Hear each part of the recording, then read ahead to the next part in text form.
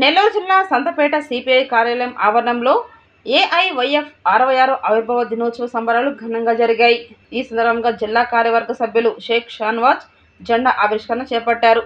ఈ సందర్భంగా జిల్లా కార్యదర్శి షేక్ మున్నా మాట్లాడుతూ యువత ప్రజా సమస్యల పరిష్కారమే లక్ష్యంగా ఏఐవైఎఫ్ ఆవిర్భవించడం జరిగిందని అన్నారు.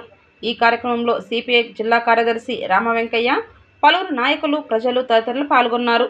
నేను విజయన సంఘం మాజీ నెల్లూరు డివిజన్ అధ్యక్షుడిగా 9 సంవత్సరాలు పనిచేశాను.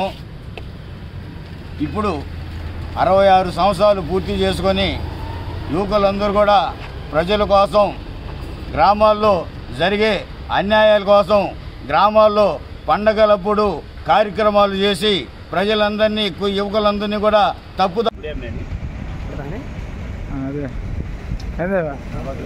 నా పేరు మున్నా, ఏఐవైఎఫ్ నెల్లూరు జిల్లా కార్యదర్శిని.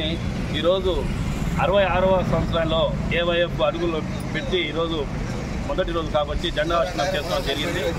ఏఐవైఎఫ్ అనేది 66 సంవత్సరాలు పూర్తి చేసుకుని అనేక పోరాటాల పైన, ఏ సంస్థ పైన అయినా ఎలాంటి సమస్య పైన ఒక పోరాడి ఇది ఎవరికైనా ఉందంటే అది యువజన సమాఖ్య ఏఐవైఎఫ్కే అని గర్వంగా చెప్పుకోగలుగుతాం. ఎందుకంటే ఈరోజు గతంలో వచ్చిన ప్రభుత్వాలు కానీ, అంతకుముందు ప్రభుత్వాలు కానీ, మెగా డిఎస్సి ఈరోజు వచ్చిందంటే ఏఐవైఎఫ్ పోరాటమే. ఎందుకంటే ఏఐవైఎఫ్లో అనేక పోరాటాలు రాష్ట్ర వ్యాప్తంగా జరిగిన ఆందోళనలో ముందుగా ఏఐవైఎఫ్ అనేది చాలా ఇది. ఇప్పుడు నిరుద్యోగ సమస్యలు ఎక్కువైపోతుంది. ఎందుకంటే గత 5 ఏళ్ల నుంచి నరేంద్ర మోడీ గారు అధికారంలో వస్తే 2 కోట్ల ఉద్యోగాలు ఇస్తానని చెప్పారు. అదేవిధంగా ఈయన జగన్మోహన్ రెడ్డి ఏటా నేను జాబ్ క్యాలెండర్ ఇస్తానని చెప్పి వాగ్దానాలు చేసి ఎలక్షన్లో నెగ్గారు.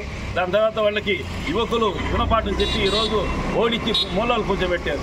ఇప్పుడు వచ్చిన నారా లోకేష్ గారు కానీ, చంద్రబాబు నాయుడు గారు కానీ యువకాలం పాదయాత్రలో వాళ్ళని కలిసి మెగా డిఎస్సి విడుదల చేయాలి, మెగా డిఎస్సి విడుదల చేయకపోతే ఏఐవైఎఫ్ తరఫున ఆందోళనలు చేపడతాం అని ఖండించడం, రాష్ట్ర వ్యాప్తంగా ఖండించడం జరిగింది. ఈరోజు ఏఐవైఎఫ్ ఆధ్వర్యంలో మెగా డిఎస్సి విడుదల చేశారు. 6800 పోస్టులని భర్తీ చేశారు.